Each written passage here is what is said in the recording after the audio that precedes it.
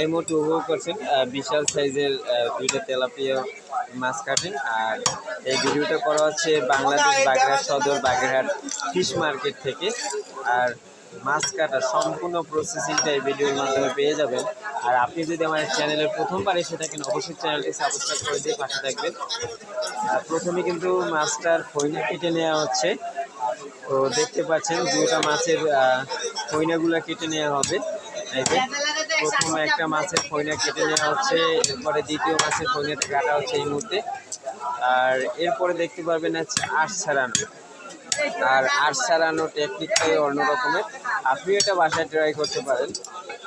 যদি বড় মাছ কিনে থাকেন তবে আপনি এই টেকনিক অবলম্বন করে মাছের আঁশ ছাড়িয়ে নিতে পারেন। তো দেখেন মাছের কাইনসেগুলো কাটা হচ্ছে, ঠোঁট কাটা হচ্ছে। আমাদের বাংলাদেশে কিন্তু মাছের প্রতিটা মাছেরই ঠোঁট কাটা হয়, কিন্তু অন্যান্য দেশের কাটার যারা তারা কিন্তু ওই মাছের ঠোঁটগুলো কাটে না। কিন্তু আমরা বাংলাদেশে যারা আছে তারা কিন্তু এই ঠোঁটগুলো কেটে নিই।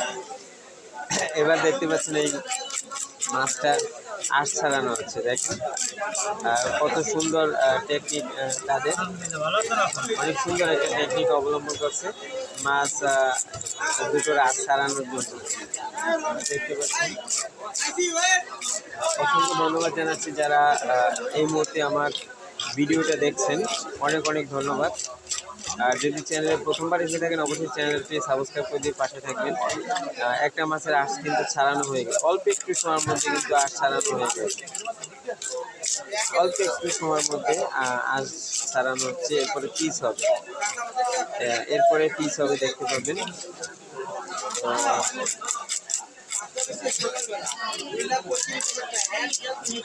উপভোগ করছেন তেলাপিয়া মাছ cutting Bangladesh fish market Bagerhat Sadar Bagerhat থেকে সরাসরি এটা দেখতে পাচ্ছেন লাইভের মাধ্যমে। অন্যান্য লাইভ যদি আপনি দেখেন, অন্যান্য চ্যানেল যদি দেখেন, বাগেরহাটের খুব ভালো ভালো চ্যানেল।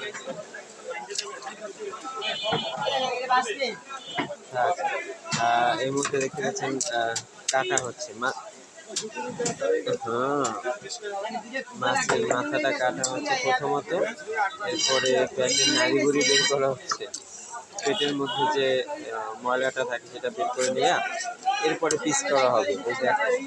দেখেন যেগুলোকে কিন্তু রিং পিস বলে। আপনি যদি বাজারে এসে রিং পিসের কথা বলেন তাহলে কিন্তু গোল গোল পিস করে দেবে। আপনি যদি চাইনিজ পিসের কথা বলেন তাহলে কিন্তু দাঁড়া পেটি একসাথে করে হচ্ছে চাইনিজ পিস করে দেবে। আপনি যদি বলেন যে আমি চাইনিজ পিস করবো না, দাঁড়া পেটি আলাদাভাবে পিস, তবে মাছটা কিন্তু ফেরে তারপরে হচ্ছে কাটা হবে। এটা কিন্তু রিং পিস হচ্ছে। আমি কথা বলতে বলতে কিন্তু দুইটা মাছ কাটা হয়ে গেল অনলি 4 মিনিটের মধ্যে। দেখেন কত সুন্দর টেকনিক অবলম্বন করছে। অসংখ্য ধন্যবাদ জানাই আপনাদের আবারও। যারা আমার ভিডিওটা দেখেছেন অবশ্যই চ্যানেলটি সাবস্ক্রাইব করে দিয়ে পাশে থাকবেন।